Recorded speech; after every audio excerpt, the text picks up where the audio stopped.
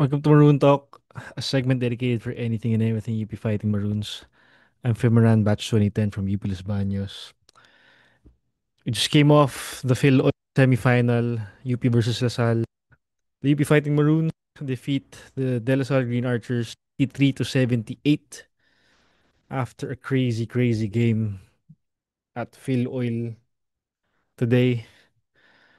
I don't know about all, but that has got to be the worst officiated game I have ever seen. Crazy as fuck. What the hell? Medyo umabot siya ng barangay levels in a way. Sobrang those three refs today manning the floor, the game has some serious issues, bro. If you kung di nyo kung pinanood nyo yung game tapos hindi nyo iniisip na may mali dun sa game na yon in terms of calls by the officials, it's either A, you are not a basketball fan, or B, there's something wrong with you, bro. That was not a fairly officiated match, everyone. Especially down the stretch. What the fuck are those calls? UP was down, was up 5 with less than 30 seconds to go. Tapos dumikit pa ng ganun yung Lasal. Ref suddenly calling fouls out of nowhere, adding time on the clock for some reason. Free throws not being counted. What the fuck? What the fuck? Ano ba namang klase yun? Si Topix on the freaking floor how many times of the game in the referee's face. Warning, isang technical lang yung nabigay sa kanya. Si Coach Gold, matic technical. Anong klase yun? What the? What the fuck, guys? Stopex on the floor, the bench, the players of LaSalle reacting to calls. Wala man lang improper bench decorum. If ever meron, warning lang. So yung warning na yun, hindi na nasundan ng technical.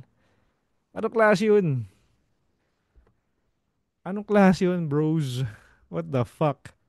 This is happening in field oil. What more? What more if it happens already in the season? What more in the season? Yo. Buti na nga lang, nanalo UP. Ngayon wala silang masabi about us kasi talo sila eh. You know? Buti na lang talaga, nag-click tayo ng second half. Talking about the game, I was trying to see kung anong klaseng adjustments yung ginawa nung team nung halftime. But in essence, in the most general sense, ika nga, pretty much our shots just fell in at the right time. Hindi, kasi we were down big nung halftime. And luckily, the third quarter onwards, we were finally able to get our groove. Nakashoot na tayo, sila. Nakashoot na sila. And we were able to put points on the board already. Unlike the first half na sobrang alat, on the other side naman, Lasal, sobrang buenas sila. Lahat ng attempt nila, hindi naman lahat, syempre hindi lahat. Most of their attempts were going in. Kaya they were able to get a good scoring output come halftime. Sobrang pili. Sobrang hirap yung team ng first half because I believe the effort wasn't there. Uh, could it be the pressure of the crowd of a UP Lasal game getting into them? Kasi if you think about it on defense, dapat wala naman talaga off night eh. We gave up 45 points to our opponents in the first half, which was kind of wala kasi tayong ano eh, wala tayong halftime stats kumbaga per half na stats. So we can't really divulge into those. But I'm sure nilabas nga pala nung ano, nung coverage sa YouTube or sa Facebook. But I just want to talk about the effort that was lacking in the first half. Pili lang yung ano, sobrang pili lang yung players na gustong manalo during that first 20 minutes of the game. Uh, Jerry was one, captain leading by example. Kitang-kita sa kanya yung gutom niya game in and game out, at least in this preseason.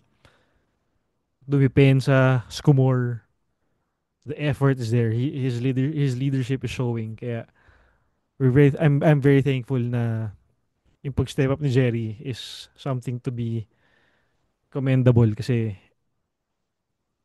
he's pretty much been consistent, especially which na highlight dito sa uh, high profile na game na to. Well, kahit ano sabihin natin, this is a high profile game. Yes, it's preseason, but it's UP Lasal. So even if we downplay it or what, it's still a game to be won.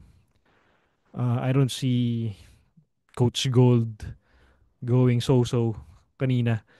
Um, during that game, so it felt I think it rubbed off on the players na it felt that it should be a must-win game since kahit na preseason lang to. So, yeah, yun yung sa akin na nawawala nung first half, which was pretty much the main problem nung first game natin against Lasal nung Phil Oil a few months back. So, buti na nga lang, nag-click tayo nung second half and sila naman yung nahirapan sa pag-shoot. I mean, I'm just generalizing this. Pero syempre, may in-adjust din yung coaching staff sa mga schemes natin. Hindi, huwag na lang natin pinpoint yun.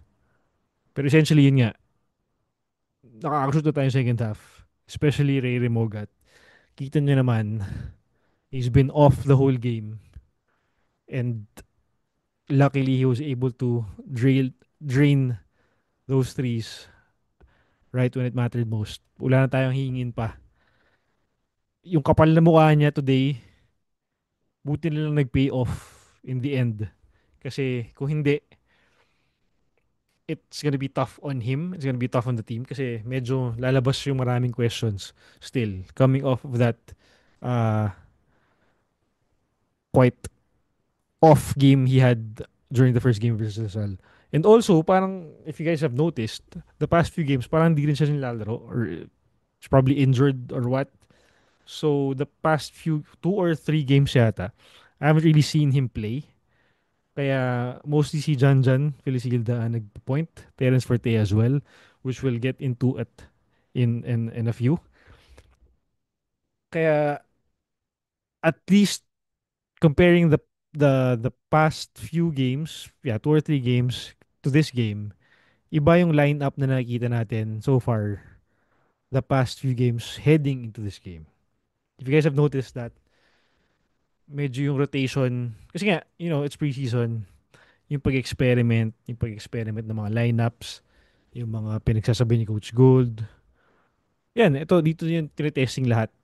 So, kanina, uh, starters kanina, wala si Francis Turuka, wala si, who else? I think mainly si Francis yung wala, which I think hindi din siya masyadong sinastart talaga.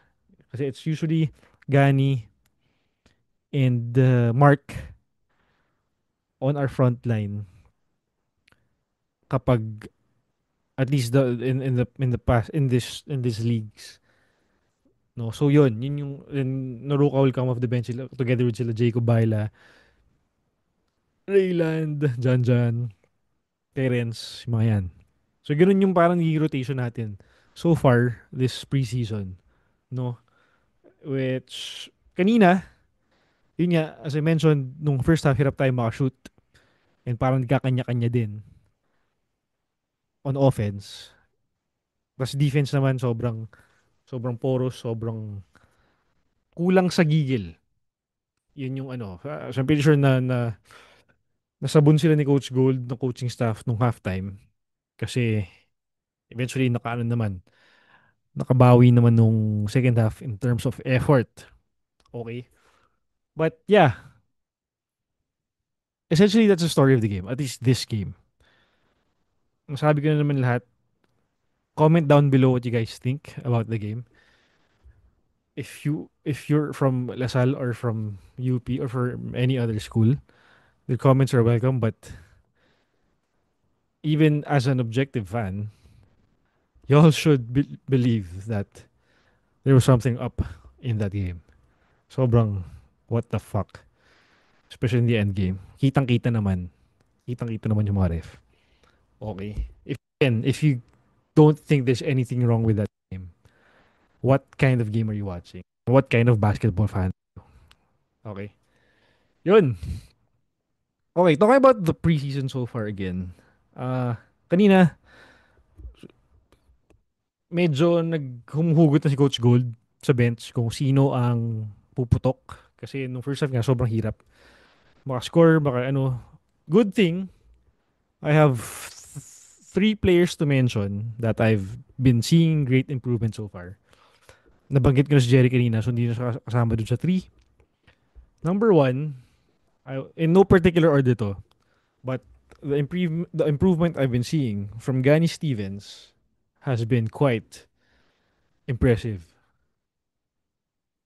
The game versus FEU, CSB, and today, I believe, was a testament to how Gani has been working hard and being a contributor inside the paint for the Fighting Maroons. I believe kahit depensa, on the defensive end, he's been doing good. But what's been surprising us is how he's been contributing offensively. He's been slowly but surely getting in those inside points in the paint for us, which are very crucial. Losing QMB, losing Malik, we haven't really had the steady presence in terms of scoring inside, if not for Malik and QMB. So here, it's nice to see Gani stepping up, getting his work in, and finally showing that he can be a force to be reckoned with again, as how we saw him nung UE. Nasa UE siya. So hopefully mag-translate into sa season. Tuloy-tuloy to because we'd be really needing Gani Stevens with that type of production in the paint. Okay? So keep it up, Gani. Number two, ano na natin? Chico Briones. Chico Briones, he's our mic, as I mentioned in the previous episode, he's our microwave. He is our instant scorer off the bench. As we saw earlier, kita naman na he was able to produce right off coming off the bench with three. Uh, feeling ko si Chico could be someone who could surprise us big come season 88. So I hope I didn't jinx it, but I mean kita naman sa work ethic niya eh. Hindi naman secret na his work his work ethics there. He's been working hard day in and day out. Kaya it's just a matter of time for Chico Briones to actually have his break in this team. So let's not be surprised if one or most of the games he becomes a steady contributor to the team, especially in scoring wise. So keep it up, Chico. We need you out there. And one more player I'd like to highlight. Kaya lang medyo hindi siya natin na nakita this game, no? Terence Fertea. Terence Fertea is not the same Terence Fertea that we know anymore. If you've seen the past few Phil Oil games, yung pagkabalik from Serbia, hindi na siya yung tipong Terence. Well, ando pa rin yung kapal na mukha niya sa pagtira ng tres. ng pag-score. But what I'm seeing is that he is now more of a, or at least trying. Siyempre hindi pa nandun. Kasi coming from a scoring background, even in high school, hindi naman yung basta-basta na magiging floor general ka bigla eh. But I'm seeing na he's becoming mature in terms of making his teammates better. Yung correlation na yun hindi talaga direct, pero yung, so kumbaga yung pagiging mature does not really mean na okay, you think about your teammates first, but it could be a sign wherein this role that he's transitioning into would be something that would bring him to greater heights come the next level. So pag nag-pro na, kung saan mang level yan, kung saan mang liga yan, that could be something that Terence could bank on. Yes, we know he's a scorer. Yes, we know he can shoot. Pero kapag na-develop pa niya yung facilitation niya, how he distributes the ball, how he sets up the plays for his teammates, how he gets to be the second coach on the floor. I'm excited for that type of Terence Fertea. Antayin natin yan. It's gonna be nice to see if that evolves as early as season 88, his last season in the UAP. We're very much hoping for the best of that. So sobrang ganda nun. Siguro nga kasi na-realize din niya na let's see if John Jan becomes a starter come the season come season 88. Sino mag-back up sa kanya in terms of point? Pwedeng si Remogat. Pwedeng si Harold, si Rayland. But if you make a Terence Fertea na ganung mold, mala JD, na kayang score, pero kaya din mag-facilitate. Iba, iba yun. So, magandang makita na na-realize ni Terence, siguro, na hindi pwedeng puro score lang ako with my build, my the position that I play. He has to show na he can evolve into a different type of guard. Kasi iba na kapag pros yung kalaban. I mean, I haven't been there, I haven't been at that level of basketball. Pero kita naman na you have to evolve differently if you want to get to the next level. Okay?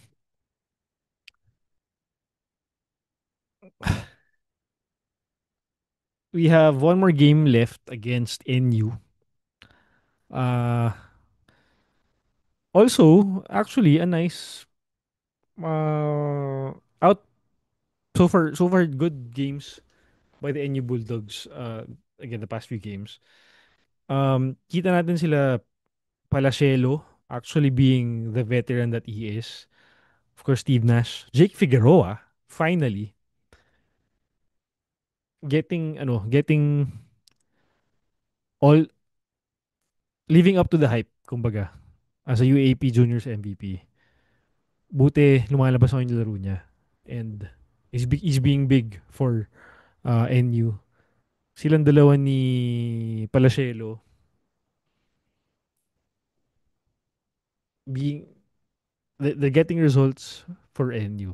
Kahit si Manansala pala, evolving into yun siguro keyword of the day, evolve. Evolving into a veteran, bringing in the stats for the team, carrying the team on their backs. Hopefully, mag-translate din sa UAP yan. Kasi they're being consistent so far. This is how we've seen, I mean, the past few seasons hindi sila consistent eh. Kita natin sa preseason. Ilang beses natin sila nakalaban sa preseason sa UAP the past few years with this core of a team.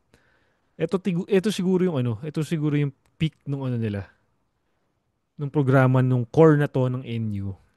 And just like how they did in Oil, I won't be surprised if they make it to the final for this year. Kasi their core is intact and their veterans are improving. Kaya abangan natin yung NU. UST also uh,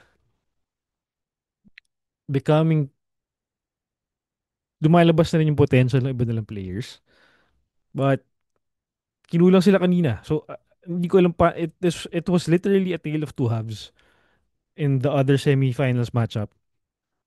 UST had total control nung first half. Tapos biglang NU clobbered them in the second half. And they didn't look back anymore. Sobrang gulo nun. Siguro nga kasi bata pa yung UST. Itong NU, secure na yung core. But in terms of talent, I think UST will also be there come Final Four time ng UAP. Oh, talking about FUUE, Adamson, I don't see them really making a consistent push in season 88 unless they're able to get someone na sobrang lakas. Ganyan. Pero mukhang ito na nga rin talaga yung Final Four sa UAP come season 88. NU, UST, Lasal, UP. Yeah. Mukhang yun yun. Okay. So yeah, it's been a crazy couple of months. I think there's may Japan pa coming up. There is see, there's probably one or two leagues left in the preseason. But yeah. Sige, talking about stats earlier for the game. Uh POG was really mogat with 12 14 points. He's the top scorer. Pero tinan mo naman. He was 3 out of 13 from field goal range. Free throws natin, medyo masama rin. 22 out of 32. Buti na lang, mas masama yung Lasal. 23 out of 43. They made more attempts, pero same lang yung made natin. So, di ba, ang daming binigay sa kanila na free throw attempts. Playing only 10 players at that. We played, we just didn't, we did not play two. So, tingin ko dyan, tinago pa rin ni Coach Gold. Yung mga hindi naglaro doon, Miguel Eniguez and Josh Coronel. Which, if we think about it, at least si Miguel, siya yung steady na may minuto dito sa preseason. And not playing him in one of the big games so far. Tingin ko may inaano si Coach Gold dyan. May purpose. Okay. Eli Andres getting some minutes. Si Seven Ngagate also getting some minutes. Also, okay, let's mention Seven. Seven Ngagate has been improving as well this preseason. Having to sit out last year, but because of an injury. But parang nakikita ko at least from the games he's been playing, lumalabas na yung parang yung kung paano siya naglalaro nung high school and more. Kasi ngayon parang may mid-range na, may 3 points na. I think dati meron yun pero again, seeing him coming off the juniors programs, hindi pa siya komportable in his first few seasons in college. Now, medyo umu-okay na. And I think he just needs a break na para lumabas yung laro niya talaga. So, just keep grinding, Seven. We'll need you. We'll need you here. Okay. Uh, so, yeah. That was pretty much the game. We saw how Lasal can crumble as well. We saw how UP could crumble as well. But what's important here is that we got through an adversity as a team. We lost to Lasal in early preseason. So, kaya din siguro gutom yung team na makabalik sa kanila. So, what's more to expect here would be during season 88, yung bakbakan in the season itself. So again, sige, huwag niyo tawagin rivalry dito kung ayaw niyo. But there is hate in each of these teams. Bilang ayaw niyong gamitin yung term na rivalry, bilang nakasave lang yun sa kabilang school sa Katipunan, eh di hindi. But I'm pretty sure each team hates each other with more bad blood than any other in recent years. So the UP Lasal matchups in season 88 will be something to watch out for. We don't know how many there will be, but if you can watch at least one, please do so. Try to do so and cheer whether taga Lasal ka or taga UP, cheer your heart out because there's gonna be chaos. There's gonna be bad blood. Pagalingan na lang. Putangin na kung pati referee isasama kasi tangin na that just proves whether it be UP or Lasal, that just proves you can't win on your own. Kung sino man yung magpakampi sa referee from both sides in those games, sobrang that's fucked. That's disrespecting the game. So let's let let's let the players do it on the floor. Let's let both teams, coaches express their talent through their players and enjoy the beautiful game. Kasi sobrang kakupalan talaga yung kanina. Sobrang lala. Sobrang lala. Yung mga ref, ako, siguro, okay, objectively speaking, hindi mo naman aanin yung mga ref eh. Let's say, binayaran nga sila. Let's say. Hindi ko alam. Hindi mo naman masisisi. Kasi nga, tinan mo naman yung society that we're living in right now. I'm pretty sure yung sweldo nila as referees, sakto lang. Baka nga kulang pa for their everyday needs. Eh kasi nga, tayo na naman kasi, asan ba tayo sa Pilipinas? Sino ba presidente natin? Ano ba ang estado? Plus the war in kung saan man in the world. But then again, if yung prinsipyo nyo, ibebenta nyo, sorry, we are here to bash you all we want. Because, wala eh. Pasensyahan tayo. Hindi naman siya ano eh. Hindi siya, may ginawa kayong mali, i-call out namin yun. Kung kami may gawing mali, I'm pretty sure i-call out nyo rin kami. Okay? Simple. But, kitang-kita. Kitang-kita. If Tagalasal kayo, then hindi kayo amin na may mali dun sa game na yun. Why? Why? Try to be an objective fan. Try to be a basketball fan.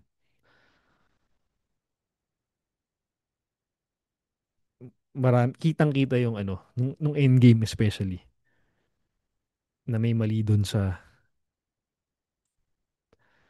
pagka-objective ng officials na yun. Shit. Even the commentators don't know what's happening to that extent.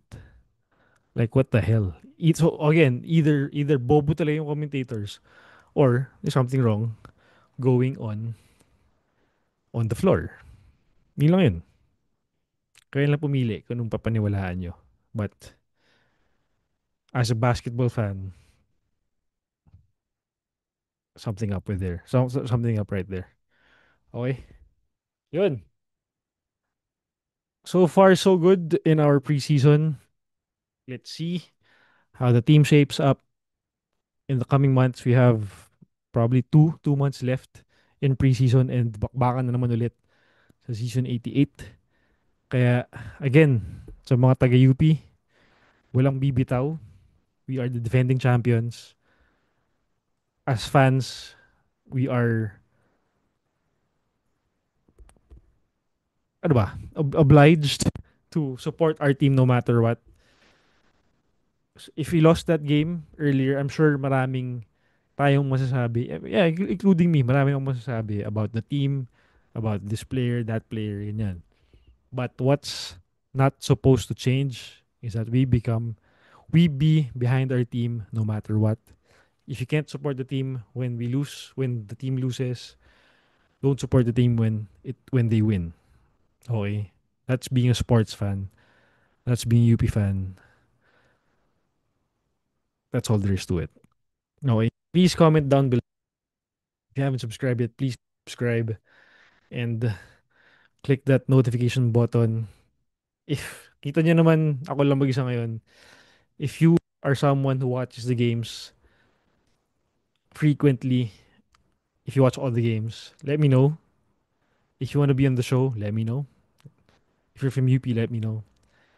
And I'll be happy to have someone here to kapag kapag wala akong usap. Okay? So, di ba? Again, you may know more than I do as you observe from the games. So, let me know if you want to go here and join the show. Okay? Congrats, UP. Ray Remogat, you are the man today. That's the Ray Remogat game. Way to bounce back and prove your worth here in here in UP. But again, this is just preseason. There's so many more games to come and so many more exciting moments to happen. Okay? Maraming salamat everyone. As always, UP fight. Peace.